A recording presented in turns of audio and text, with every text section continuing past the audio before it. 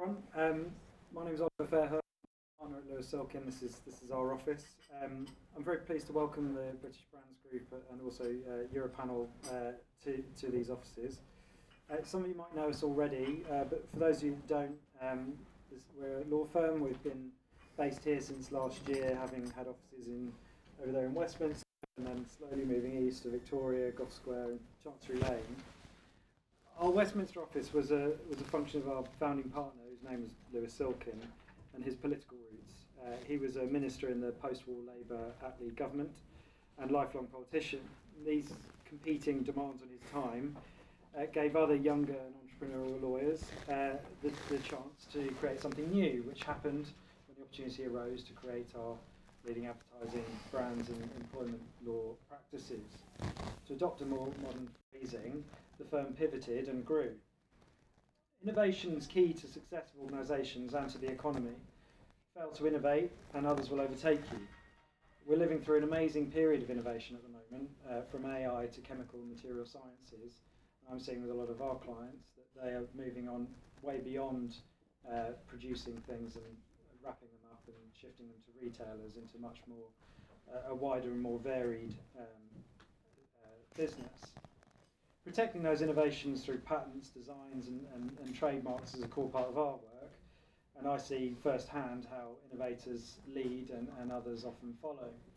And with that, I'll hand over to John to introduce the session. Great. Oliver, thank you very much indeed. And thank you for the very generous hospitality too, to you and your colleagues. Much appreciated. So yes, my name is John Noble. I run something called the British Brands Group. A warm welcome to everybody in the room. Warm welcome to everybody online. I do hope you can hear and see okay online. We have James here, so if you have any concerns or any problems with the online quality, please just put it in the chat and James will pick that up and hopefully sort it for you. So no pressure, James. Good. So for those of you who don't know the British Brands Group, we are a not-for-profit group of typically FMCG branded producers of branded products. And essentially the group is a vehicle for those brand owners of all sizes doing things collectively and collaboratively as far as the competition rules allow. So it's quite a useful vehicle for that type of activity. And a lot of our work is speaking to parliamentarians, officials, civil servants, regulators, and we've been very conscious over some time. You know, part of our mission is to explain how brilliant brands are for the economy, society, shoppers, consumers, all of that. But we are also very keen to support that with evidence. And so while we're making the case for brands, we've been very conscious that we haven't made as strongly as we would like the case for innovation, because brands and innovation essentially go together. And so I'm going to just explaining why we did this research. This is the first piece of research of something we plan to do annually. So it's tracking innovation in grocery and just seeing how the trends develop and, you know, where is innovation growing? Is it receding? Who's stocking the innovation? Is it getting the support it needs? And that will really help us in our conversations with officials and regulators about the value of brands and bringing innovations to market. So this is what this is all about. So we're starting with 3 years, 2019 to 2021. We wanted to start with a pre-COVID benchmark here, which is why we start in 2019. We are about to commission 22-23, so you will see the results of that next year. And then hopefully we will then get into the swing of producing this every year. But there's always going to be a little bit of a lag because we need to actually see the success of the innovation in the marketplace before we measure it and include it in the research. So that's a little background of the group and why we're doing this work. So you're here right at the very beginning of all of this. As a membership organisation, as working collectively for companies, we've got to be really careful to make sure that we comply with competition rules. And so every single meeting we run is held under a competition compliance regime. So this doesn't apply so much online, but certainly applies in the room. So, you know, if you are speaking to fellow branded companies or people who could be competitors, please do not discuss anything that is commercially sensitive or confidential that could breach the competition rules. So just be mindful of that, please, in the conversations you have, particularly in the drinks afterwards. So in terms of the program, we're going to hear firsthand from Oliver Cole, who's a professor at Innsbruck University and worked for Europanel, the British Brands Group and Europanel, and Oliver go back, well, it's well over a decade of all the various work that Europanel has done for us. Perhaps one of the biggest pieces of work was on brands and trust and the effect that trust has on market performance. So yeah, a long-standing relationship with Europanel, which we value extremely highly. So Oliver is going to give us about half an hour of his time to run through his findings, and there are a lot of findings. And then we're going to pass over to a panel moderated by Helen, who was formerly with Kantar before the delights of retirement set in. The light on her face. And on the panel, we've got Tanguy Pellin from Scarbeck. Scarbeck is an innovation consultancy. We have Holly from Suntory Beverage and Food, who's core brand strategist. And we also have Tor Hunt-Taylor, who's the marketing director of The Collective. So we've got lots of different perspectives on the panel. So really good opportunity, A, to hear their take on innovation generally, the research in particular, and also there'll be chances for you to pose your questions to them. And for those online, just put your questions into the chat and I will pick them up on my phone. So I think without further ado, and we're just slightly ahead of time, I'm going to pass you across to Oliver. Thank you.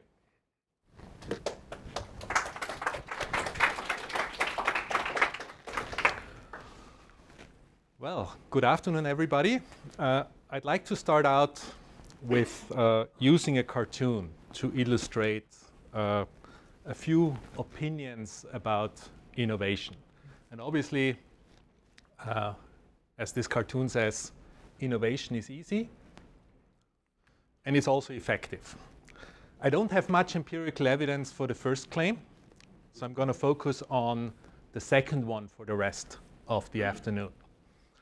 Why do I have some evidence? I've been involved with Europanel for 22 years. Europanel collects, analyzes, and provides evidence on various brand growth related activities to the FMCG industry, and one focus of our work is on innovations, on the effectiveness of innovations, on the number of innovations, on how to launch innovations effectively, and we've been working with the British Brand Group on this topic for the past couple of years.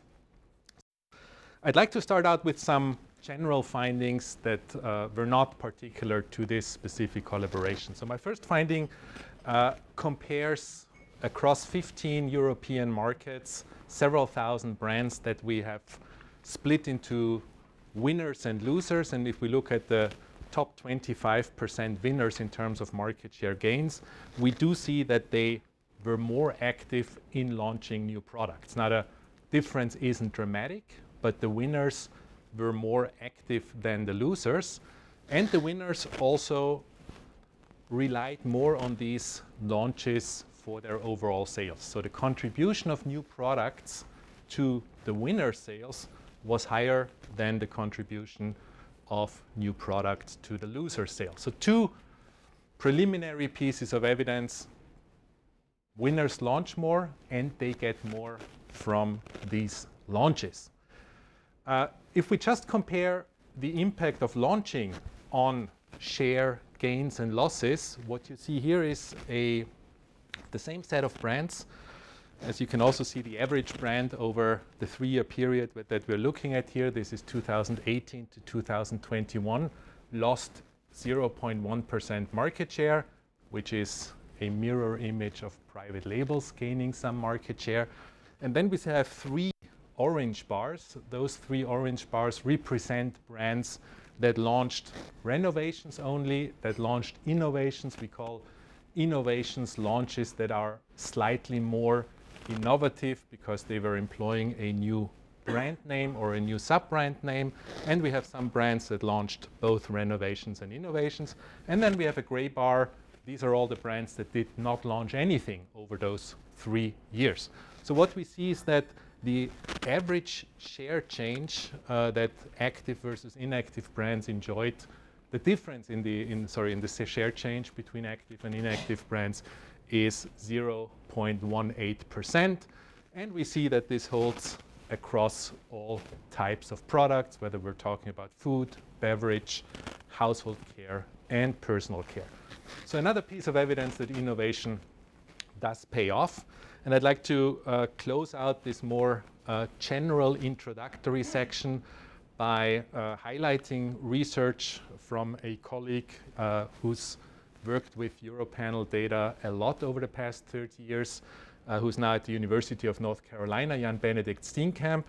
And he, beyond FMCG, looked at hundreds of organizations and examined how much they spent on advertising and innovation. And he used that data to simulate whether organizations are better off investing $1 into innovation versus $1 in advertising. So he compared two strategies, same amount of investment, one focusing on R&D, the other one on advertising. And he found that both in expansions and contractions, strategy 1 is more effective than strategy 2. So if you had just $1 to spend, put more on innovation than on advertising. And the difference is particularly pronounced in bad economic times. And the reason for that is that during these times, a lot of companies stop putting efforts into their innovation activities. And when the economy recovers, they don't have anything to launch, while those companies that did not reduce their investment in innovations then have something to launch. Okay, so let's move on to the topic of this talk. And the topic of today's talk is to focus on a specific subset of launches, namely launches that are more different than the average launch that you see in the marketplace. And we all agree that not only in FMCG, but also in lots of other markets, lots of launches don't seem particularly new. They're a new flavor, they're a new color, and clearly there are some launches that we would all agree are a little more innovative, maybe even too innovative. So this product was launched in '93, and if you compare it with some of the products that all of us are addicted to these days, it's not that different, right? It just seemed to have been a little too soon, and we can talk about the quality of those other innovations over drinks later on. Now, the same is true for launches in FMCG. Some of them appear more interesting, more new, whereas others appear very similar to what has been on the market already. Now, what you do see here are examples of launches in the UK over the past 3 years. Some of them we allocated to the group of launches that we consider particularly new, and the name that we're using is distinct or distinctive. So launches that really stand out. Some of those we would not allocate to that particular group, and I'm going to talk about the logic of allocation in a second.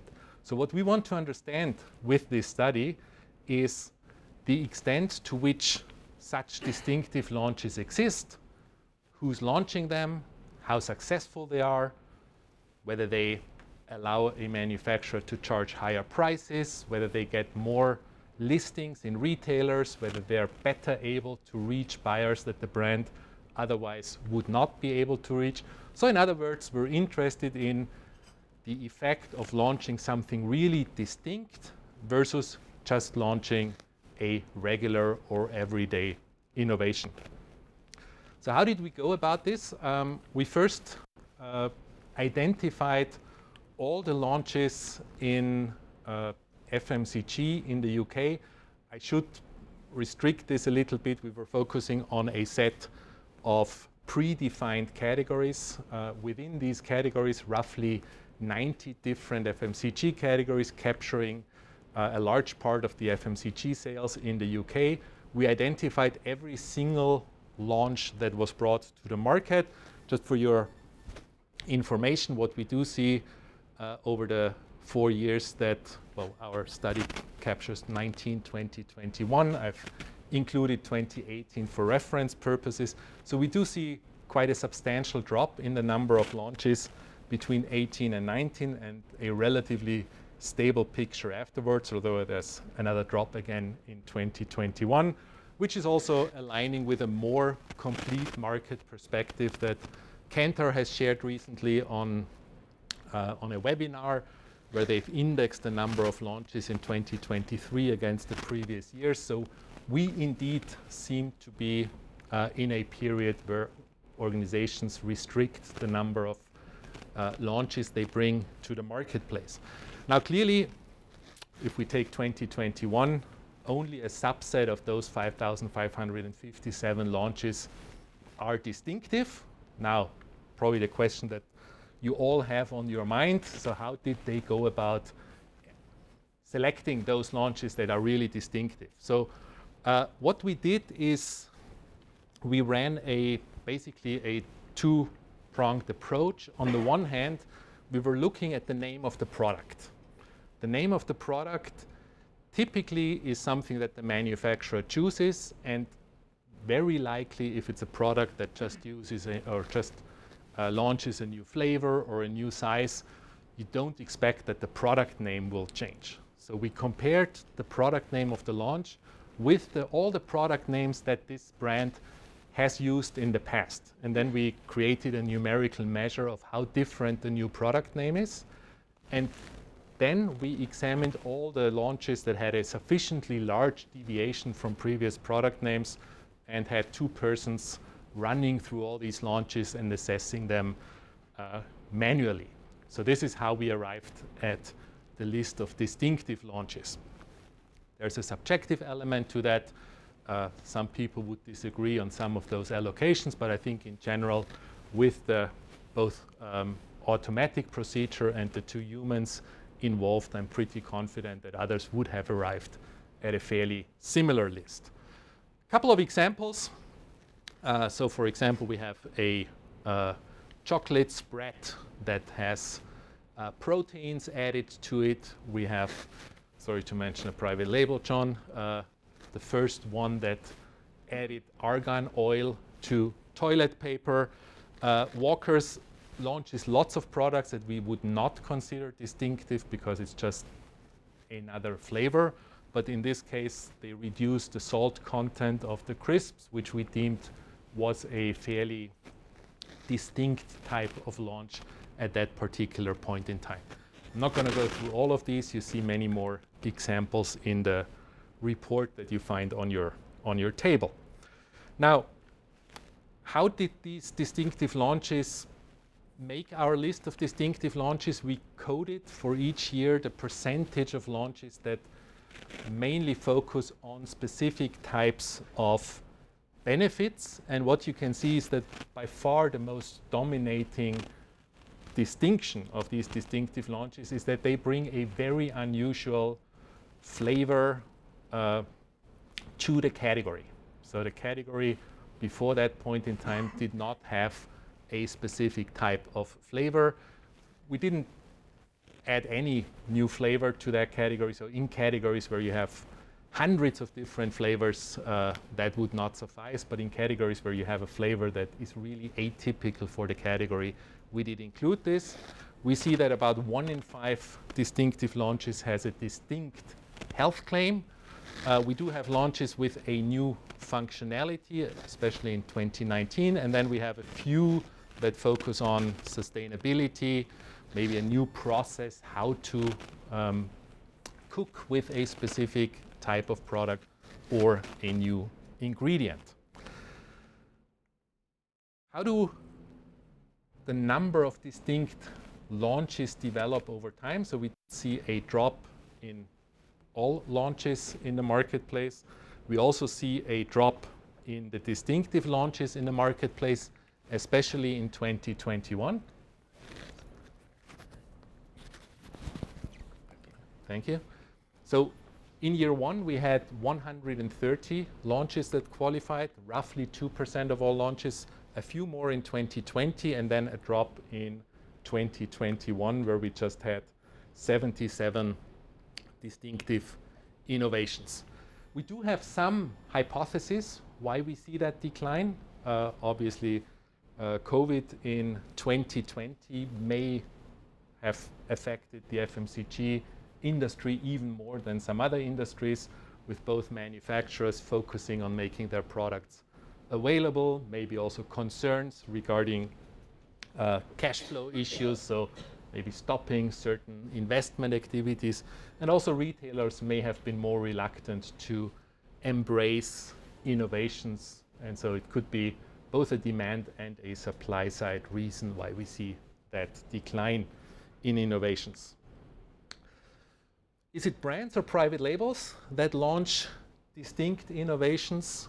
We see that on average across the whole market, roughly 6 out of 10 launches come from brands, which is a little higher than their market share. So already some evidence that branded players are more active in terms of innovating. They're also much more likely to launch something that qualifies as distinctive. Roughly 9 out of 10 launches that qualify as distinctive come from brand manufacturers. So who's launching innovations in the UK? Let's first focus on any type of innovations.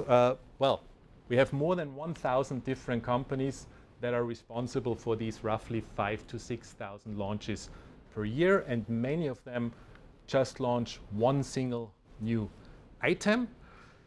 If we look at the most active players in this market, it's retailers. So if you look at the position, just counting the number of launches, number 1, 2, 3, 5, 6, 8, 9, and 10 are retailers. Now that is not surprising given that they play mostly in almost all categories that they're selling, whereas most manufacturers have a very much more focused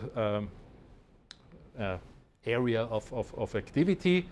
If we look at the most active players amongst manufacturers, I don't think anyone is surprised to see Unilever, Procter & Gamble, Mars, Nestle, and Mondelez on this list. Now, in terms of categories where we see lots of launches, those are the most active categories. So for example, in 2019, yogurt was the category with the most launches, followed by sweet biscuits and shower and bath additives. Now, what all these categories here have in common are that a large number of the population buys these categories, and on average, these categories are bought quite often. So they're bought on average 20 times a year by 87% of all British households. If we compare that to the 10 least active categories in terms of the launch numbers, we immediately see that we do have a much lower purchasing frequency for these categories and a much lower number of households that in any given year at least once purchase from these categories. So much more opportunity to find a market for a launch in the categories on the left side as opposed to the categories on the right side. How does that change over time? Yes, we do see a little bit of variation, some categories being more active in certain years and others in other years. We do also see a couple of categories that are in the top 10 in all of these years, and they tend to be the categories with very high purchasing frequency and very high penetration in the population. So those are categories where you see lots of new products being launched. How does that compare with the distinctive launches? So do we see similar categories up there or different categories? Given the much smaller number, you would expect more variation in that list because simply, in some categories, in some years, there is no or very few distinctive launches. So what we do see, the players that are in that list in each of the 3 years are spirits, beer, breakfast cereals, and chocolate tablets. And maybe deduct a few observations here. Those might be categories that people are disproportionately involved in, quite interested to seek out new functions, new flavors, new benefits, given the frequency of shopping for these categories, but also the involvement and social symbolism that choices in these categories entail. Who's launching distinct launches? 2/3 of the launches come from organizations based in the UK with headquarters in the UK. 1/4, a quarter come from the US. That obviously is a function of British manufacturers much more likely to sell their products in the UK than anywhere else. And what we see on the right-hand side are the most active organizations launching these distinct launches. And we see that on positions 1 to 4, we do have manufacturers. Then Aldi is the most prominent retail player in this list. And you also see Tesco, Morrisons, and Sainsbury's. Now let's look a little bit at the success of these distinct launches and what they do for the manufacturers launching them. The first aspect that I'd like to look at is price. Now, one function of new products, which is also emphasized in lots of marketing textbooks, is new products create awareness, they create involvement, and they provide consumers with a reason to think about their choices.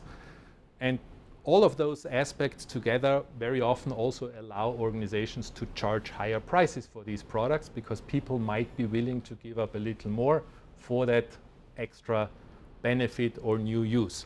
So what we do see is that if we look at the second row here, everyday national brands, on average they are charged between 60 and 70% above typical category price. They're also priced as more expensive than their parent brands, so the rest of the range of the category. So this is evidence that when you launch a new product, what you do is you tend to charge a little more, even though in introductory periods price promotions are quite common. So these are the prices that people actually pay for these products, including price promotions. And you can see that the level for distinctive national brands is even slightly more extreme versus the category, not versus the parent brand, where those two lines are quite similar. The second aspect is how well are these doing in the marketplace? And the core measure that we as a panel organization track is what's called reach or penetration. So the percentage of the population that choose this particular product. What we did is we tracked the success of these launches over 8 quarters. For some of those, we don't yet have 8 quarters because they were launched too late for being on the market for 8 quarters. And in quarter 1, we do see distinctive launches outperform their everyday peers. And so in terms of actual figures, 0.42% of British households choose the average distinct launch in the first quarter after being launched, as opposed to just 0.3% for the everyday launches. Now, what's surprising, and I don't think John or Tim, who were involved in the genesis of this project, did expect this. This is what happens over time. So the everyday launches see a small decline. The distinct launches see a more dramatic decline. And what you see here is the reach amongst those launches that are still on the market. So we don't count the delisted launches with 0%, but what you see is that they achieve quite a bit of attention in the very first quarter, but then the attention and the degree to which they're chosen drops off. What's always reassuring in market research is if you can reproduce findings. So this is the figure for 2020. This is the figure for 2021, where we only have 4 quarters. We will add the other 4 quarters when we run the next edition of this study. But this is fairly reassuring, not in the sense that distinct launches are more successful, but that the pattern seems to be quite consistent. For each year, we do find that distinct launches do really well in quarter 1, but then drop off and after 8 quarters lag behind the success of everyday launches. And I will hypothesize why that's the case a little later. In terms of survival, what we do see is that after 1 year, and this is very consistent with research that we did across many European markets a few years ago, after 1 year we have about 80% of launches that are still available after 2 years. It's about 60%, after 2 years it's about 60%. If we compare this to everyday launches, it is fairly similar. We're not sure why in 2021 the distinct launches had a slightly lower survival rate, but keep in mind that's also a smaller sample, so the difference may not be as large as it may look at first sight. And here again, we don't have 2 years of data, so we will report this later on. But fairly similar survival rates between everyday launches and distinct launches. Now, everyone who plays in FMCG knows that distribution is a major factor to explain why a brand is doing well or not. And I think this picture here tells an interesting story. Distinct launches get better distribution in the first quarter. So this is the number of top retailers in the UK listing the everyday launch and the distinct launch every quarter. But it seems that the patience of retailers with distinct launches is more limited. So you see a larger number of retailers not selling the distinct launch after a year and even fewer after 2 years. So they start out with better distribution. They end after 2 years with worse distribution compared to everyday launches. And this is also illustrated by this. I know there's a lot of data, but maybe just focus on the first line. How many of the everyday launches and the distinct launches get listed by none of the top retailers in the UK? It's about a quarter of the everyday launches, so they don't make it into any of the top retailers. It's only about 10% or less of the distinct launches. And if you look at the launches that get a lot of listings, 6, 7, 8, or 9 of the top 9, you see that the distinct launches have a better chance of getting listed. So basically the reverse picture of what you see here, but just to give you also an idea how many of the top retailers tend to list a specific launch. What's also interesting, very often you say, well, we're launching something new to convince people that regularly don't buy our brand to choose our brand. That seems to work. So you do see that the percentage of people purchasing a distinct launch that has not bought this particular brand in the previous year is higher than the same number for the everyday launch. So distinct launches seem to be able to reach parts of the market that usually don't purchase the particular brand in question. Okay, lots of data. Let's try to summarize the key learnings of this study. About 2% of all launches that we studied over a 3-year period qualify as distinctive innovations. They have some desirable characteristics. They are sold at a more premium price. They are also more likely to come from brands. They create clout, so they reach more retailers than an everyday innovation would. They reach more buyers. And all of this sounds quite encouraging. However, their success doesn't persist. So we do see a more distinct drop in their performance for distinct launches relative to the average launch. And one of the reasons that I would like to bring forward, and maybe that we have time to discuss, is maybe a retailer sees those distinct launches as something that adds to the assortment. So it doesn't replace an existing SKU, but it's added to the shelf. And if it doesn't fulfill the expectations, which might be higher for these types of products, because they're distinct as, after all, they might maybe quicker, both the retailer, maybe also the manufacturer, to stop support for these launches.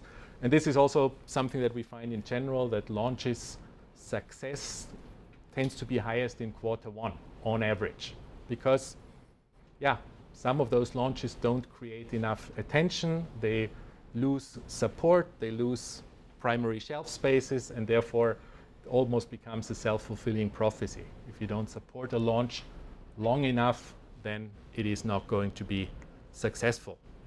I'd also like to show two academic studies that have focused on the success of new products.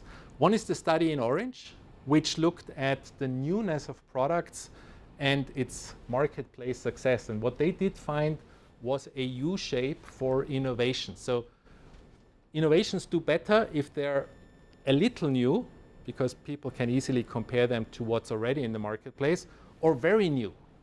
So people are excited about those launches.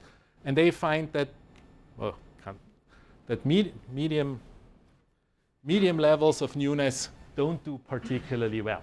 Then there has been another study which found an inverse U-curve, not a normal U-curve, which found that medium levels of newness are doing best. Now, those two studies were in different industries.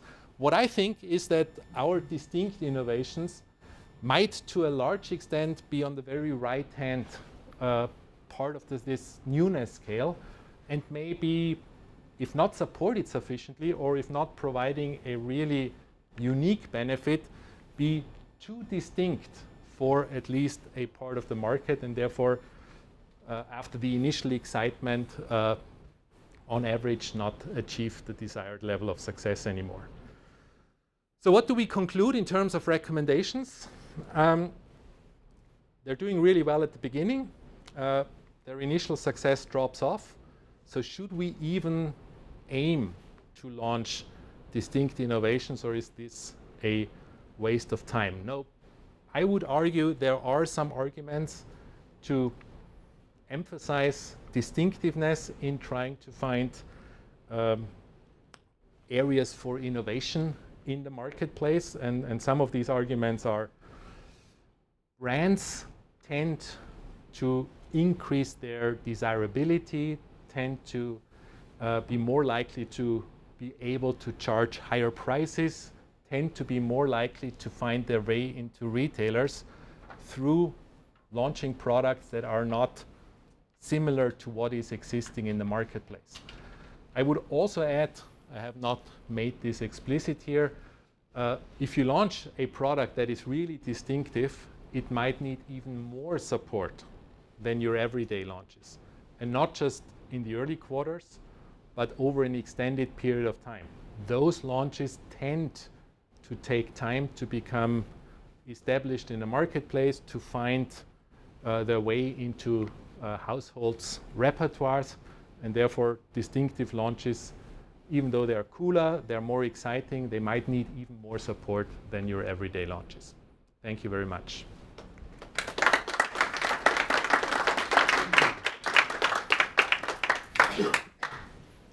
Thank you, Oliver. Esteemed panel, please join me at the front. Please. I'll be on the side. Right. Thank you so much. What I loved about that was, with the change in ownership of GfK consumer panels to be brought by YouGov, we're still seeing fantastic data being used for the greater good and the British Brands Group. So really interesting. So many topics to cover, and we've got an hour now as a panel. So I want to quickly get the panel to introduce themselves. So 2 minutes to each of them to firstly say who you are, a bit about your background in terms of companies and innovation, your credentials, and then what most surprised you about what Oliver has just shared. So let's start, Tanguy, let's start with you. Okay, thank you. So Tanguy Pelen, I work at Scarbeck, partner at Scarbeck. Scarbeck is a management consultancy focused on strategy implementation. And we do a lot of work in FMCG, not only, we work in beauty, luxury, consumer healthcare, pharma. And we do a lot of work on innovation, what we call innovation fitness for growth, so really working with our clients to understand what drives innovation to be effective in the market. My background is 18 years in Procter & Gamble, where I led R&D for the prestige business, which was kind of fragrances, cosmetics, and skincare, and then Coty, which is a pure beauty player. So what most surprised you? Well, I mean, I'm an innovator at heart, and I've worked for companies that were heavy investors in R&D and in innovation, in driving value for the consumer. So I'm actually surprised by the low numbers. I know that there's a bit of a unique context to the numbers, but I think actually the trends are still very interesting to see. And I think there's much more space for real innovation with real benefits to drive consumer engagement and value ultimately. So, Thank you.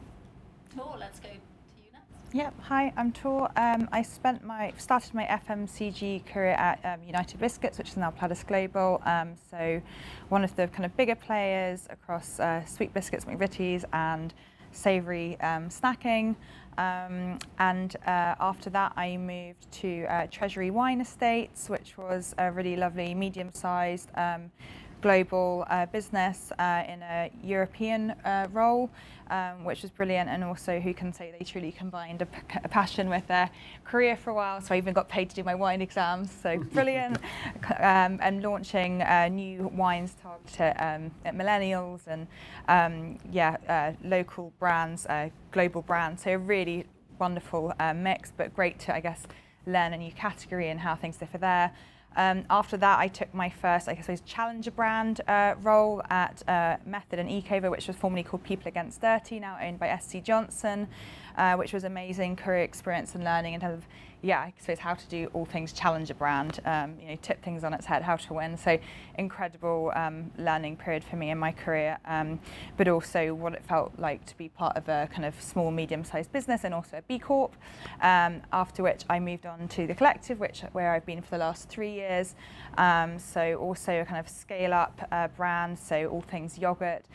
Also a B Corp, which we're super proud of, and very much known for being innovative in our space. We call ourselves the Dairy Shaker Uppers. So yeah, that's very much the role that we see ourselves playing within yogurt and dairy for sure. So yeah, what's most surprised me about the research? I think it was probably just the drop-off rate, how distinctive brands are so, I suppose, incremental at launch, but then kind of, I suppose, how the product tails off in performance.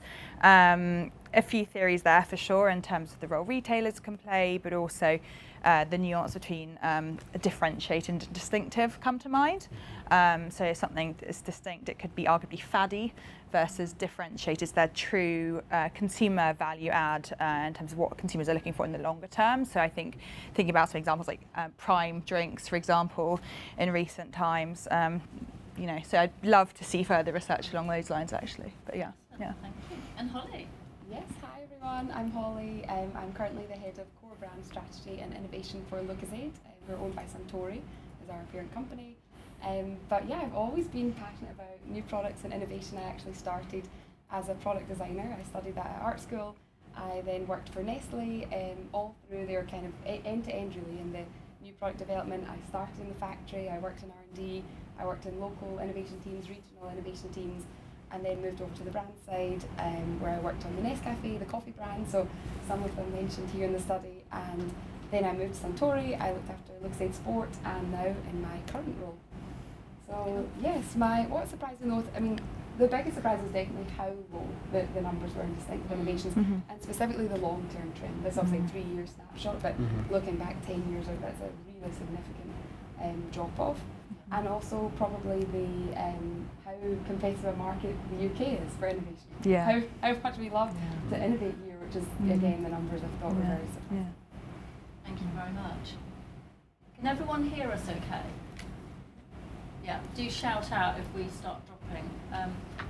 Can I just ask anyone in the audience, one or two, is there anyone online with any comments, John? So we go to John to see if there's any questions. Anyone in the audience want to share something that surprised them or really stood out for them from what Oliver shared just now?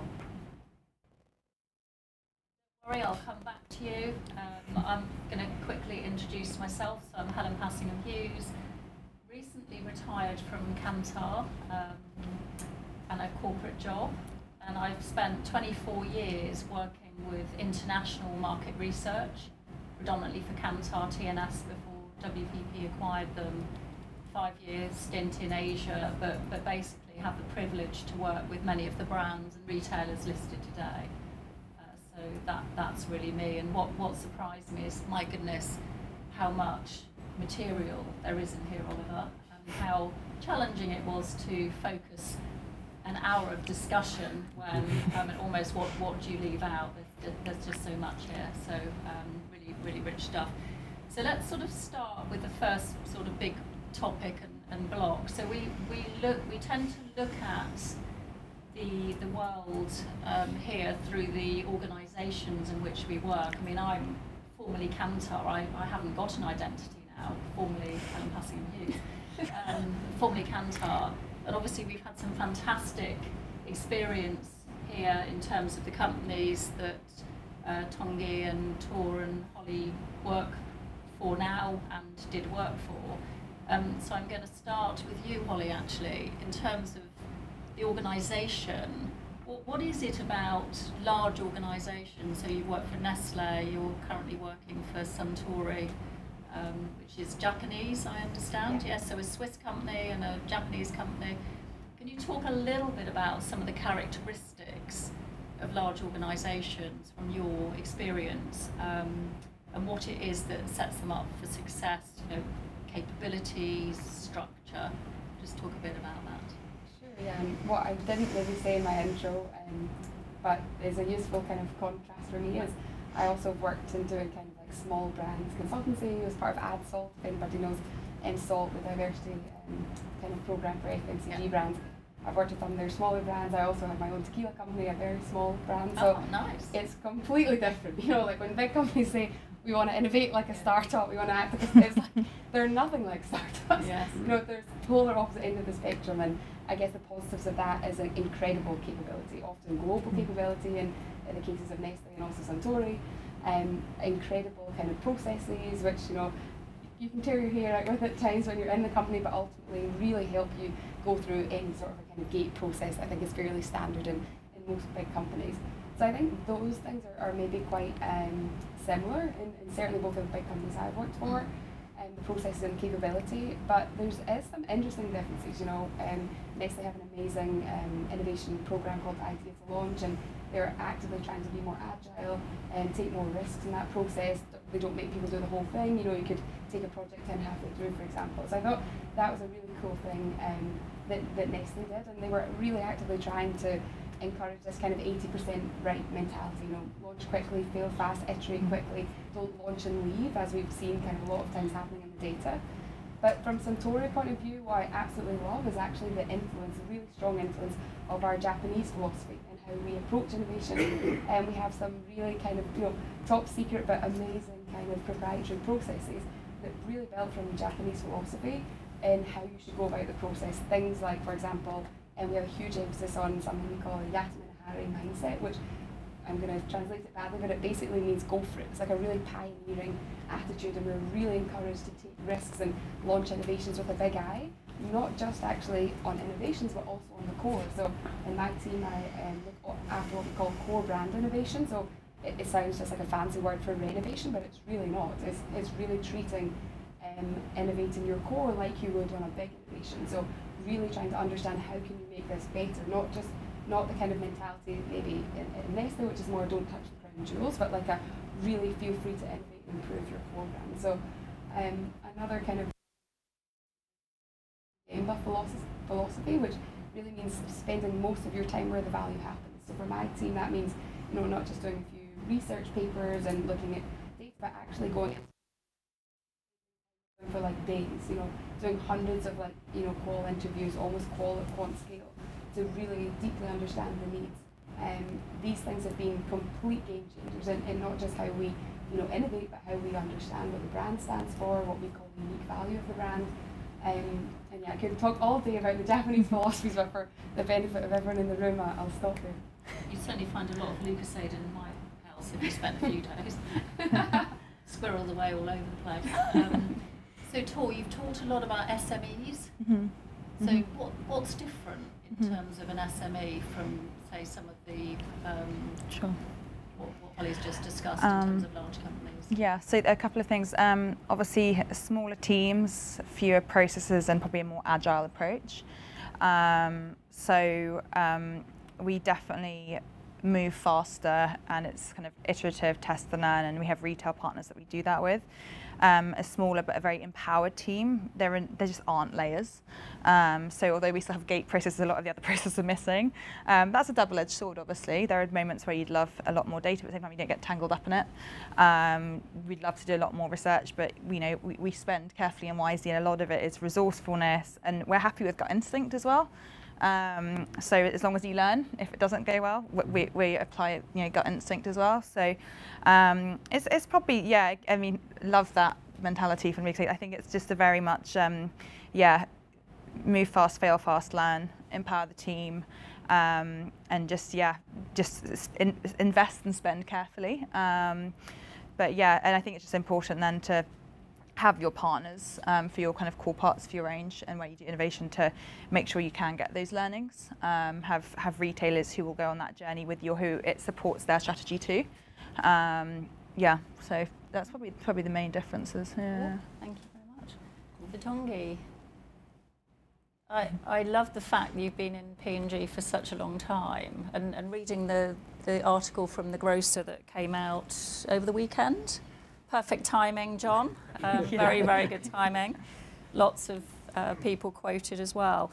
So it talked there about P&G saying, I think it was the head of Western Europe, innovation is at the heart of everything we do. Now, it's when you said that you were surprised how small the numbers were in terms of distinctive innovation. Yeah. What muscle do companies need in order to really be good at distinctive or disruptive innovation? Can you talk a bit about that? Sure. I think it's an interesting question, and I'm going to rebound on one of the insights that you had on screen should you invest in R&D or should you invest in advertising? And I think the best are companies that do not change their investment in R&D over time, just because there's a short-term lived economic downturn. I mean, P&G is a 150 years company. You know, if the budget was getting kind of the R&D budget was changing every quarter, you know, it would be really, really hard to run. Companies like this invest regardless, I'd say, and kind of ring-fencing your investment, I think is really important, and that's actually what gets company not focused only on the short term, what's going to make my fiscal, but more really where is the consumer, where is the market going, where are the regulators going, and how do I get ready for it? So, I mean, consistency of investment is a big thing.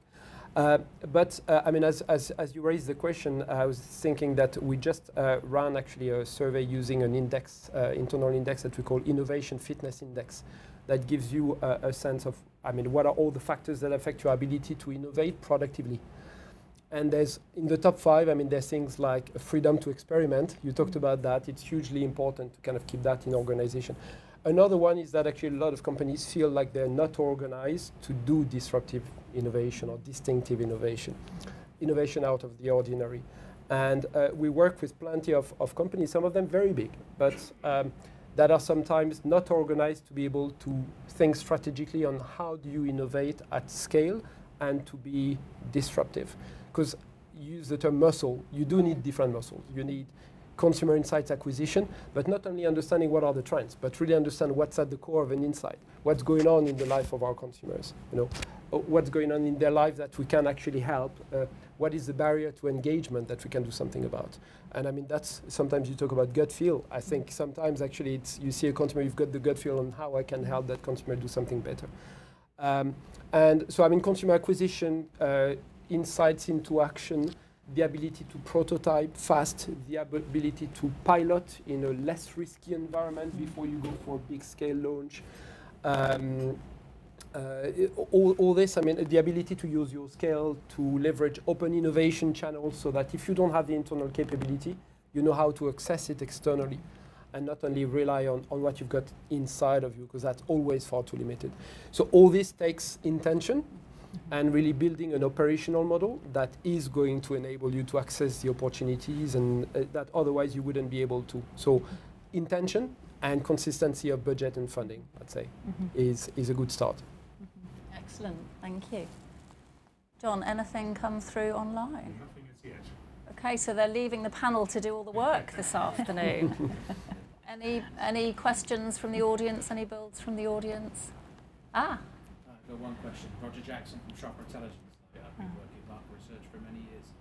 One of the things that strikes me is the last few years, Byron Sharp's book, How Brand Grows, has really leapt to the fore about branding and communication. I was just wondering, I'm assuming you know, lots of nods, that's great. Yes. But I think if I was to summarise in one sentence, it's really hard to achieve the mental and physical availability. People take shortcuts. They buy the things they already know. They buy the things they bought last time. Shopping is a fairly low attention thing. That kind of philosophy, how does that affect attitudes to innovation in big companies? Do you think that's partly behind the drop in the amount of innovation, that we're getting quite savvy about how hard it is? Anyone would like a go at answering that? Shall we? Well, I can start by saying I mean, that'd be some impact of Byron Sharp if he's caused the downturn. I don't think it's maybe all Byron Sharp. I think it's a lot more to do with the economic. Maybe drop a note on LinkedIn. I'm sure you'll have an opinion. Yeah, I think it's a more sort of economic situation. But I think it's a really interesting question, right? That the kind of prominence of the importance of physical and mental availability, right, that is at the heart of that. But again, I think innovation can play a role in doing that. Think about I work in energy and sports drinks. That's a category Lucozade plays in. Many of our immediate competitors do incredible jobs at brand blocking. Byron Sharp talks about that and how brands grow. They wouldn't be able to do that if they didn't have so many SKUs and they didn't launch so many innovations. So again, it's innovation can do many different roles, and I think as a brand you need to be clear on what's the role it's actually doing for you. So I think that's a good example of where it could actually help physical availability easily being noticed and being at arm's reach. And again, for mental availability, I definitely think if you don't have the right A&P support or dedicated support, innovation and NPD can be a distraction to core brand building that is talked about really well in that book. But I think it can also be really complementary if done well, and also if you have the incremental support. So I don't see, I don't know if this is what you're meaning, but I don't see kind of, innovation being kind of at odds with what Byron Sharp is saying. I think it depends on how you do it. Yeah. Thank you. So the next sort of block of, in terms of the topic that I want to move on with the panel is around category. So Oliver talked a lot in the research about category and the vast number of categories covered by this piece of research. I think it was around 89, which is a lot. So there was some great categories when you look at everyday innovation. So there's sort of 18,000 new products launched. And it changed quite a lot around when you looked through the category lens in regard to distinctive innovation. So I'm going to start with Tor. Yogurts, sweet biscuits. That sounds like a very nice... You picked those on intentionally, those companies, didn't you? So they're obviously very active categories. Oliver talked about the sort of frequency, the high reach or penetration numbers. What impact does innovation have on the health of the category? Yeah, I think for both brand and category, it depends kind of where it is in its life cycle and what's going on with consumers and the macro trends as to the role it can play in the health of the category. So there's definitely a place for both. I mean, biscuits, famously, like, new flavors, but there's some really kind of, I guess, traditional buyers, and the role of those is often quite traditional, and so maybe that's enough to keep loyalists in the brand and to generate excitement as well. I think at the same time, if there's a shift in macro trends, that's when the distinctive innovation needs to play a role. So, for example, sugars. I know that on our yogurts, particularly our kids' yogurt, we've been kind of leading, bringing sugars out of the category. They both are quite innovative categories, but I'd say probably both categories that lend quite well to everyday product development, just to keep newness and excitement there, and that it's. I think the important thing is when the macro trend shifts, seeing what's happening. But I mean, I suppose the research, the data showed that actually you need that existing product development just to keep the overall health of the category. So do you want me to go deeper onto one of those parts? No, we can come back. Yeah, fine. We can link back into the. So Holly, the beverages category. So we had spirits, beer, and also from your experience with Nestle, I think coffee as well was up there. Yeah. So what's going on here? Yeah. That was when all your categories on a list, all in one go, all colour coordinated. And that was when I worked in the innovation team, so I would maybe screenshot saying that to my yes, yeah. No, I was very happy to see that. I can tell you not all of the things we launched then still exist. You know, coffee bags are dead. You know, a lot of the things didn't work. But no, I think, you know, it's kind of like we saw in the data. So instant coffee would be another example of a category with high reach and high frequency. Something people consume every day. You know, above 80% of the population are drinking it. So, you know, I think the category, you know, all category strategies are kind of around this more sips, more lips, better experiences, and there's huge opportunity for that in a category where a lot of people drink it and they drink it really often. I think also in coffee, as we probably all experience, there's just an incredible amount of creativity and expansion of the category out of home that was really inspiring what consumers wanted to drink and experience in home. So obviously the rise in cold coffee consumption and alternative milks, you know, all of this has been happening over the previous years, and it's translated really well in home. I mean, a Starbucks today is just like a creativity emporium. I think it's incredible, and there was huge opportunity for that in home, and it really was helping drive category growth. You know, it was a very important category to the retailers as well. So it was like a big opportunity. But like I said, it's not to say everything was successful. You know, we tried lots of things that didn't work. Coffee bags, for example. Lots of things that did work. You know, iced latte, instant iced lattes at home, which was really sounds very simple, but it was solving a big barrier. It's actually a big faff to make a cold coffee at home. You know, it's really almost impossible to make one that has foam, and they were able to do that. So I think some of the, again, out of home inspiring in home, but also the category dynamics itself, high reach, high frequency, were a perfect hotbed to it. It's quite interesting when you talk about cold coffee, because the lovely sort of coffee station as we came in here was dishing out lots of cold coffees with ice and everything in them, whereas like 10, 20 years ago no one would ever have asked for that. It's an oxymoron. It's a really great example actually, and something that's quite distinctive. We haven't got anyone, we didn't see anyone in the list that's from a retailer. We thought it was also interesting, and I don't know if there's any observations from the audience around, when you look at the top 10 companies, 8 of those are retailers. I think Lidl, Aldi are very high, Tesco, which is the market leader for retail in the UK, and Sainsbury's, which is number 2, are also on that list. Any perspectives from anyone in terms of retailers as brands?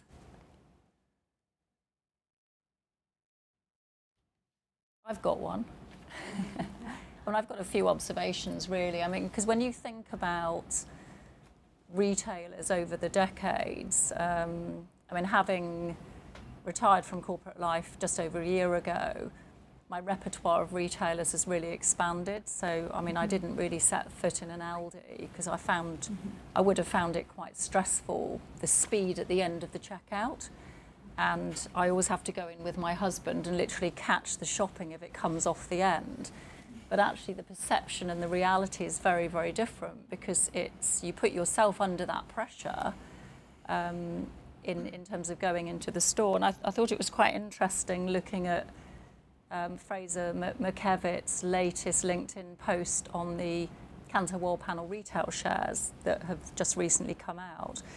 And he was showing that Lidl is grown over 9% in the latest period. And he was talking a lot about in-store bakery and using that really as an anchor category, and the number of bakery items that now they're looking at within basket. So I think retailers will look at the category lens rather than the brand lens. So it's really very complementary, I think. But when brands are talking to retailers, they absolutely have to get into the retailer language around categories. I think that's absolutely fundamental. And retailers are looking at attracting shoppers from other retailers, and what categories can really help them to do that and leverage that. So I think it was great to see how much the retailers here are innovating. It's a great retail environment. There's a lot of fantastic retail brands there. Aldi, one of the top in terms of advertising. You've got all of the retailers, most of the retailers advertising the corporate brand there. One of my favourites was actually Kevin the Carrot. I thought that was a great Christmas ad. I think he's maybe now the most loved or most recognisable UK character. Yeah. It's incredible. Kevin, yeah, he's great. I love him. I didn't buy one, but I think in the sort of middle of the store, I did though go in and impulse buy a canoe in Aldi for £50. That was quite cool. And yesterday, my kids, they looked at it, Mother, that's never going to wash. They took it on the river yesterday, and it actually worked reasonably well. It didn't have, I don't really canoe, but the thing at the bottom. Don't look at me. So it kind of was meandering down the river. It didn't really have much direction. So Yes, when they turned it round in the current, they said it needed a bit of work. It was quite funny. We just put that in our trolley and brought it back from Aldi one day when we were shopping. I've got one question online. Oh, one question online. Sort of retail related, but it looks at retailers' Yeah. brand owners. Canoe. And it was no. Okay. Really Kevin the sparked Carrot. everybody's imagination now. Yes. No, this is really about respective barriers to innovation. So does the panel think the greater barrier to innovation is an increasing conservatism amongst brand manufacturers and their attitudes to risk, or is it more a sort of the pressure on the retailer with reducing range, one in and one out? Yeah. So of those two barriers, which do you feel is the greater one? I mean, there It's was a question online. yeah. I mean, there was got your definitely name on it. period of obviously with COVID and everything, innovation kind of reduced anyway because of just the complexities of doing that when everyone was working from home and certain sites were closed. But retailers were in a really, really pressured era, weren't they, to range rationalise? I mean, I know Tesco's took 30% of our category out, and they were focused on profitability and availability. So they didn't really want brands coming to them suggesting innovation, especially if it was kind of everyday innovation. So unless they genuinely believed that what you bring to them was going to change the shape of the category in a positive way for their shopper, it was very much about focusing on your core completely. I think obviously where businesses could, they kept the R&D going for the long term. But at the same time, there was definitely less appetite. The average buyer, their time in role is 12 to 18 months as well. So by default, they have a much shorter term time frame. And when you're getting less face-to-face time in the kind of COVID era with the up the chain as well, those conversations probably went on the back burner for a bit. So I'm sure you guys have got other bits to add, but. It's definitely, we've come off the back of it, and not just because of COVID, but everything that's happened in the UK and globally the last 2 or 3 years. It was definitely a focus the categories down, avoid duplication, etc., etc. Generally speaking, everyday product development, it felt like there was less room for it, for sure. Yeah. Mm-hmm. Yeah. Thank you for that question. Yeah. So that moves us, I think, quite neatly into planning. When you think about planning for innovation, it would be quite difficult to have planned and predicted COVID, obviously. But when we think about planning innovation and what's important, Tanguy, I'm going to ask you here. And we talked about Byron Sharp, and I mean, BG20 has effectively looked at a lot on using sort of penetration and the importance of penetration to drive growth. So with the work, only one way to win, and once it's not enough, effectively you need your buyers, you need the buyers to buy again, you need new buyers, you need your new buyers to buy again in order to get the brand to grow. So Tanguy, can you talk a little bit about new buyers and buyers? I mean, buyers sounds like quite a research term, and I guess just talk a little bit about the importance of new buyers in terms of innovation and brands. Okay, I mean, maybe through a couple of angles that might go in different directions, but sorry. Feel free. I'll try that. I mean, first of all, it's recognizing that we innovate and we develop products for buyers, right? It's already kind of knowing who you're actually developing a product for and what is going to be the role of your innovation. Sounds trivial. It's very often not the case, right? who are you actually innovating for and for what for. But I mean, in terms of the things that I see are some of the biggest, I think, things to think about, first of all is, I mean, think of yourself in store, right? I mean, you engage with a brand that first you understand, right? There's just so much choice.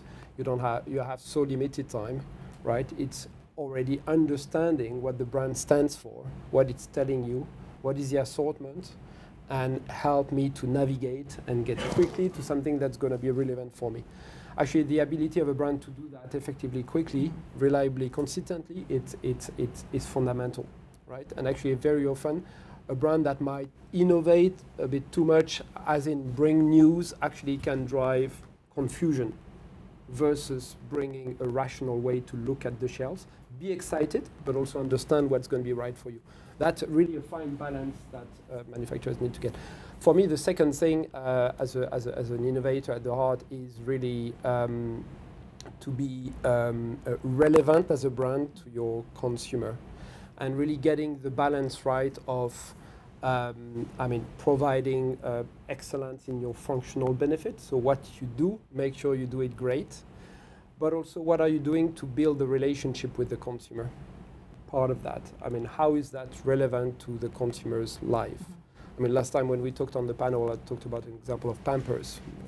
Pampers is great, it's super absorbent, it's leading the category, but this is not what makes it buy.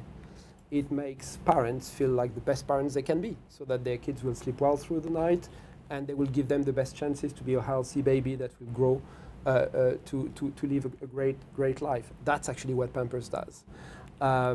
I mean, I was seeing an example of laundry kind of brands, and Persil and Tide did the same, you know, where you innovate with products that work at lower temperature. It's really understanding the struggles of some of the households where the cost of energy is going higher. You can't really, I mean, if you can decrease by 10 or 20 degrees the temperature of every wash, if you have a big family, that actually makes a difference.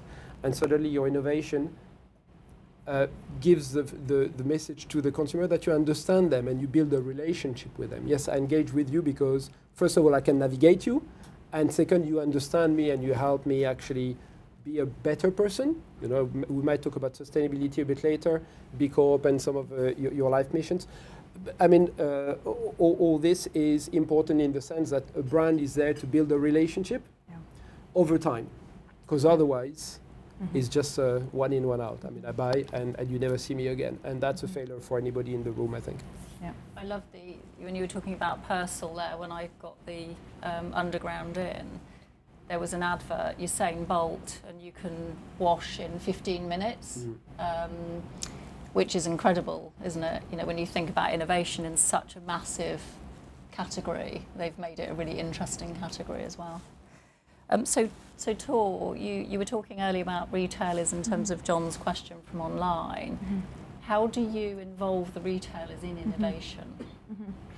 Yeah. Assuming you do, obviously. Yeah, no, good question. No, we absolutely do.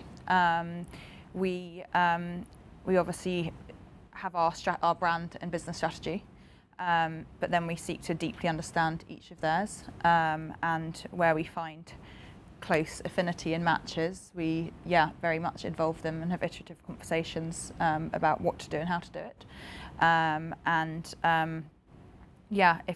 If our strategy and our launches ultimately are supporting theirs and getting them where they want to, they're more likely to then help make it a successful launch, because as you saw, you can have this amazing initial performance and then it falls off a cliff. So, you know, it's got to be a more, I think if you work closely with them, you build a longer term relationship, and therefore buy in at a more senior level. So yeah, the example we've had, I suppose, more recently on our kids yogurts, the Suckies range, we've helped take sugar out of the category, I think nearing 10% since 2018, but also on our big fruited pots, helping remove sugar from the category there, I think about 45% in the last 7 or 8 years, but at the same time launching things like a no added sugar range because of parenting trend shifts. So we've, together with Tesco's, launched an entire no added sugar range, which is now in total market, but it hit our strategy, hit their strategy and their ambitious goals in terms of what they wanted to achieve on kids, and as a result it got off to a really, really strong start. As you mentioned before, brand blocking is quite hard when you're one of the challenger brands in the category,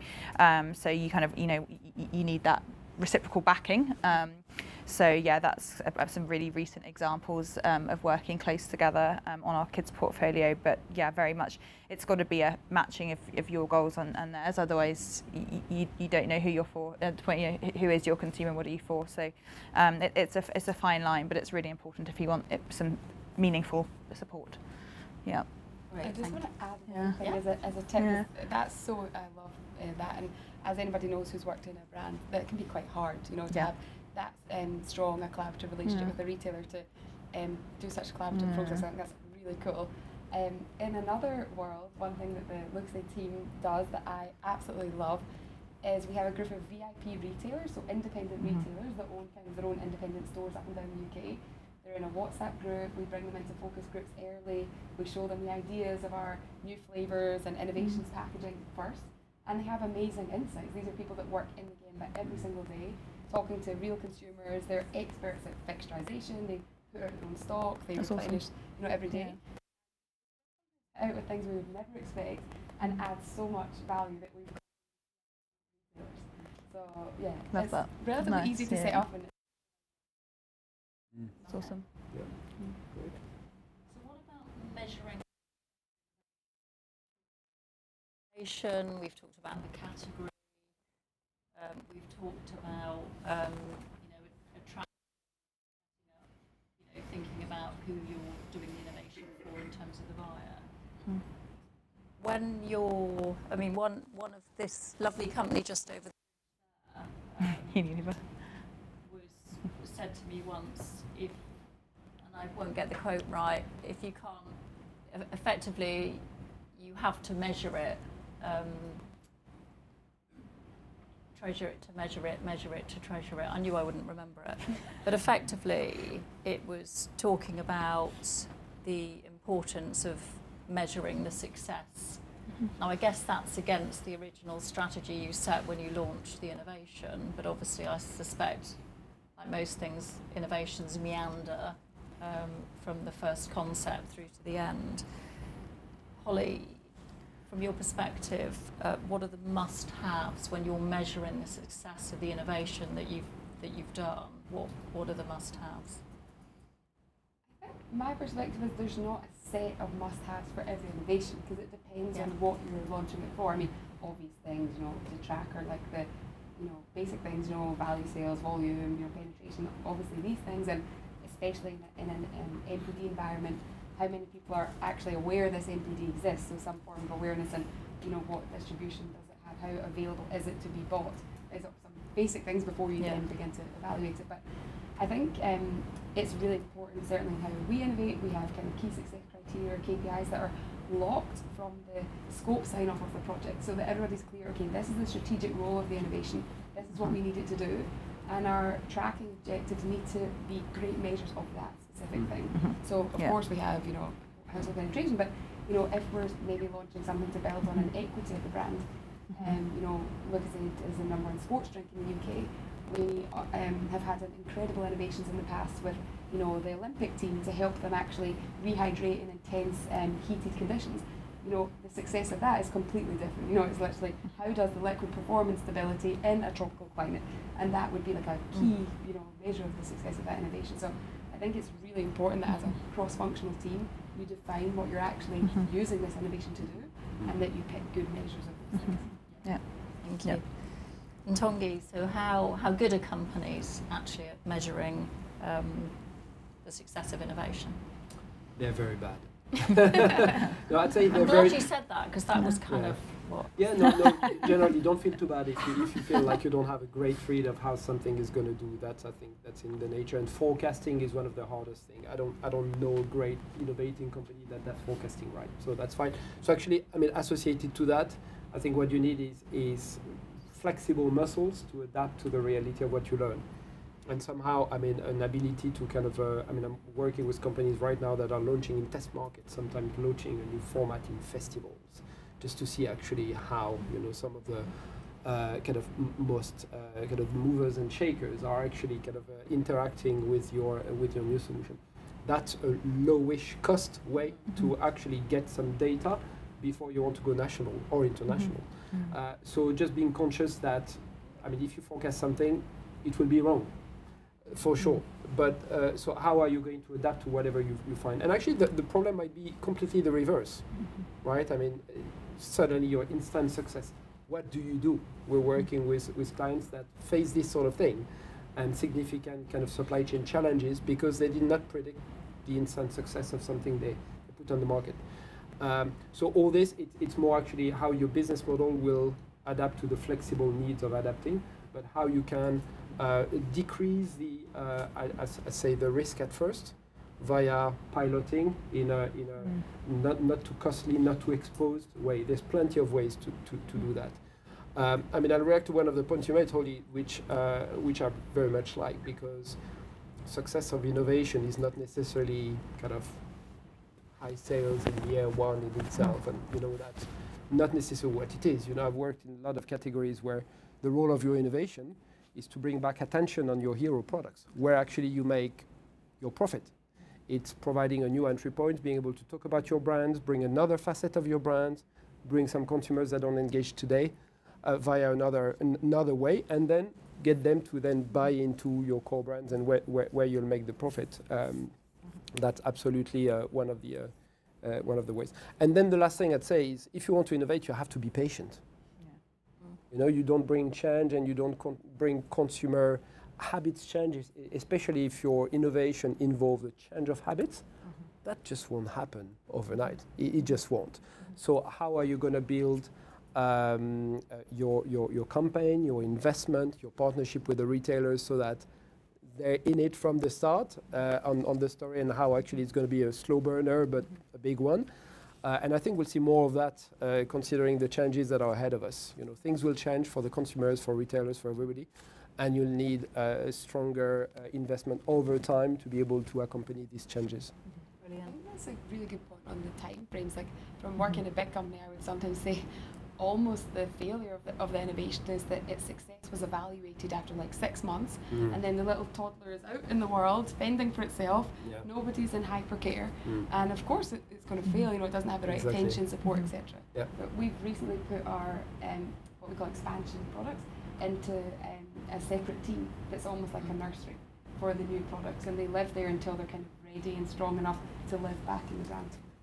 I love that. That links very well to the organisation structure and sort of learning and adapting to that. Really and many retailers over the years have had their incubator programs, which kind of does that same retailer side. So maybe they're not evaluating purely on rate of sale, but incrementality to the category.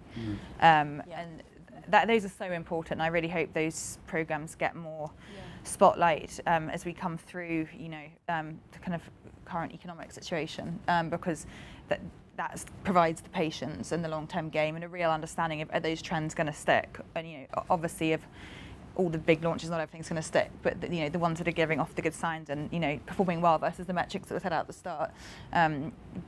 Programs like that are so important for creating that environment, for understanding how is the category going to change in the long term. What's a macro shift versus a fad?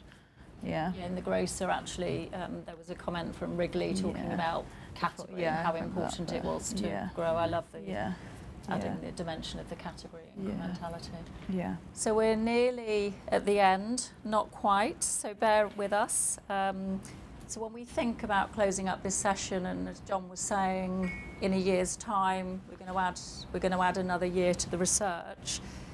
So I'm going to ask each of the panel, what do you see coming, and how can we prepare for it? So when we think about the future, who would like to start? Tongi, in which case. Okay, if you want. Since you were nodding I was I was reading your body language. It starts slightly and then gets a bit more focused. The future will be different. I think we know that. Consumers are shifting faster than ever before. Regulators are moving ever stronger. I'm working in categories where putting in place a sustainability strategy was good 5 years ago. Today it's about implementing it, and then when people implement it, they realize that it actually doesn't go far enough. They need to innovate into new business models, completely new platforms, if they want to be able to reach their goals.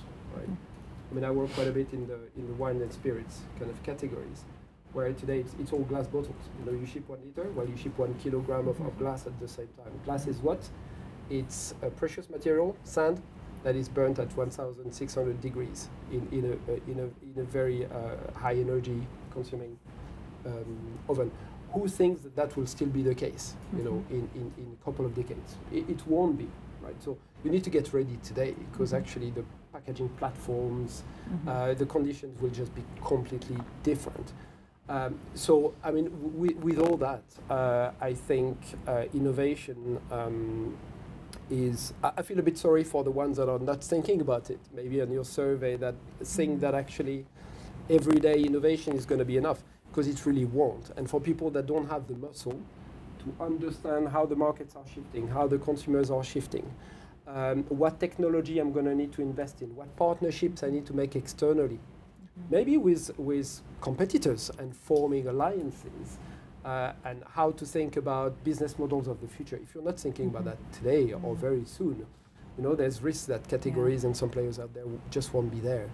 I think that's very real. We see that in some of the categories where people start to think, God, we do need something different here, because otherwise we're not here very long. So that's what I'd say. But that's exciting as well, because the consumers are really want that, and want the brands to help them be better citizens and almost accelerate their transition to having a lower impact. So what can brands do to help that? I think it's a great role for brands to play. Yeah, definitely.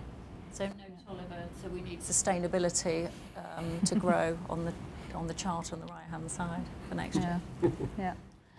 Yeah, I think I just think how we live, how we want to consume, how we behave, how we work and commute, how we work from home, how we parent, all that has, I'd say, really accelerated. Like, one of the maybe benefits of the whole era of COVID and working from home and all that, something's really accelerated, like flexible working, and like people's patterns are so different, and therefore, especially like packaged goods, but also services.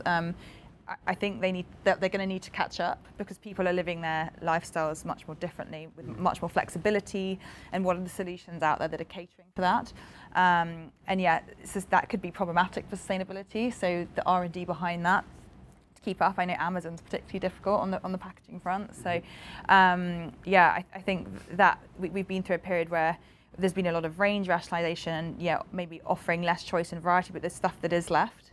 It needs to be really finger on the pulse of how people are currently living. Some categories are so dated. And on the sustainability front, I mean, I think toilet paper is at the 99% household penetration. I don't know what the other 1% are doing, but who gives a crap? Brands like that, are completely tipping on its head with their model and approach to sustainability. So yeah, I think, yeah, what people want, yeah, and how people are living, and how a category is evolving. Some categories have not evolved for years. So it could be something as simple as a packaging format, or it could be something far more transformative that follows a health trend. But you look at a lot of categories in the supermarket, and you think, gosh, they haven't changed for a long time, but look how people have changed how they live and how they eat and how they consume. That I think there's quite a gulf in some categories. Yeah. It's quite interesting, toilet paper, because it's a hugely innovative category. I mean, you saw argan oil. Yeah. From Aldi. I mean, I haven't bought that yet, and I saw that on the chart, and I'm like, that's going to be in my shopping basket. Canoe distracted you. I know, but they've really managed to premiumise as well. Absolutely. They've done a great job in terms of that. Yeah. And Holly, your future, what does it look like? I'm definitely not going to try and predict the future, but I think coming at what you guys have said, from I totally agree. Change is going to be the only constant, and sustainability, and we're going to have to evolve so much, whether we like it or not, to kind of adapt to the changing world. But I think the role of brands in that, we all know that's coming, but I think really the role of brands is to always put consumers at the heart, because there's so much industry change coming, there's so much change in regulation coming. And often it's for the planet. It's actually not born from a consumer insight per se, as per the previous ones. But it's so important that the consumer experience and the person who's actually going to be at the brunt of this change at the end, that their needs and what's going to add value to them is still centred at the heart of that innovation. I think things like the deposit return scheme, for bottles, companies are going to extraordinary lengths to understand, okay, that's a really great idea. we should all be making plastic bottles returned and recycled. But what about the poor convenience owner who has to accept like potentially bin bags full of these bottles, whereas they put them over? I think the role of brands is to really help navigate that consumer journey, because I think that's what we're really expert at. Yeah. Lovely. Thank you very much indeed. John, anything else from online?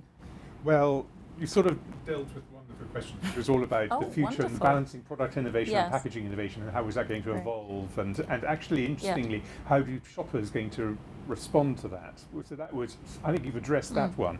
The other question related to categories, and this one's coming to you, Tor, because it was a question about the dairy category, and really sort of contrasting yogurts with butter, saying, you know, within a dairy category, you've got this great difference.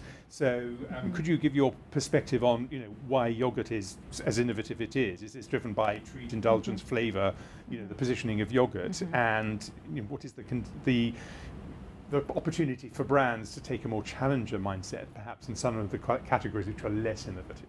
Yeah, Should sure. we ask who that question came from? Is that Nikki Hunt, but I'm afraid, and I know Nikki's organisation, and it's gone Out of the head. straight off my brain. I'm yeah, sorry. and I was just wondering whether it was. Nikki, if you put butter. your Yeah. organisation in the chat, I will relay that to Yeah, I Helen. was just. Yeah. Sorry? Utamaki, that's Sure. exactly what it is. Okay. Yeah. Okay, long question. Feel free to re-steer me. But yeah, essentially, I mean, you're right. When I think of butter, I think there was one really big innovative player in the last however many years, and that was obviously Lurpak and the spreadable butter, as opposed to, you know, margarine or things that are full of chemicals, that kind of blended spreadable butter. But apart from that, it's true. And recently, there's been a little flurry of the flavoured, you know, herb butters, chili butters, etc. And was it all things butter? So yeah. Whereas I think the thing that and then obviously in yogurt, you've got so many segments within yogurt. I think one massive difference in yogurt is there's a kids category and an adult/family category. So I suppose butter doesn't really have that, although you could argue there's a salted, unsalted divide. But I think, I mean, they obviously both have really high penetration and frequency. Yogurt has so many usage occasions and need states, and that, you know, there's at one end there's the kind of natural Greek styles, etc., and then there's all the fruited big pots that I suppose seemed more treaty and snacky. You know, there's, you know, kids. Then there's obviously in more recent years the gut and kefir territory. So there's kind of drinks and potted. So I think it's so versatile. It's used either as a standalone snack or in cooking or for breakfast. So it's a huge versatility in usage, and also culturally around the world. So it's quite an obvious area to innovate, to test and to learn. And probably also the difference between on the go and eating at home is a really big other axis, let's say, of how the category splits. So you know, all the handheld formats and drinking formats. Our Kids Suckies and all the other brands that play in that territory versus the traditional at-home pot. And I suppose that was one of the major category innovations. I'm not sure butter needs that, but yeah, I mean, it's certainly a difficult territory to innovate. That said, I was very impressed. If you take another category where you wouldn't necessarily, honey, I remember being very impressed a few months ago in the winter when Pret finally had those squeezy, I've now forgotten the honey brand, but these like kind of snap packs, and you know, it had always been a bugbear if anyone's ever eaten Pret porridge, the mess of the honey and suddenly this cardboard snap pack. So it's not to say there's not things to be done in butter, but maybe it's not got quite so many in-home, out-of-home, kid, adult kind of axes in terms of usage occasions and need states. But when, you know, Lurpak came along, they certainly transformed it and highly premiumized it. So I always like to show, just when you think something's super commoditized, someone can come along and challenge that. Yeah. I think the biggest issue as well with butter is its relationship with bread. Yeah. So, you know, there's probably a very, very strong relationship. So I think the key is around the usage occasions and finding. What Lurpak did in the advertising with all the chopping and cooking. And, cooking, you know, if people cooked once, even in a year, then that would increase. Yeah. Thank you very much. So I'd like to hand back to John. Great. Thank you. Thank you, panel. Thank you, Helen, Holly, Tor, Chongi. Thank you all very, very much indeed. And Oliver, thank you too. So please look out for the next iteration of the research. So we're commissioning both 2 years for the end of this year, so we'll be launching that next year. As you've been here at the very beginning of this journey, you have a white paper which is all about innovation in grocery, which puts this research in a broader context of innovation. You've got copies on your chairs for those of you in the room. And everybody will receive a copy of the slides and will receive this by email. So many thanks to all of you, both online and here, for coming to this launch. And please, I hope you can stay on for drinks. Thank you all very much. Thanks.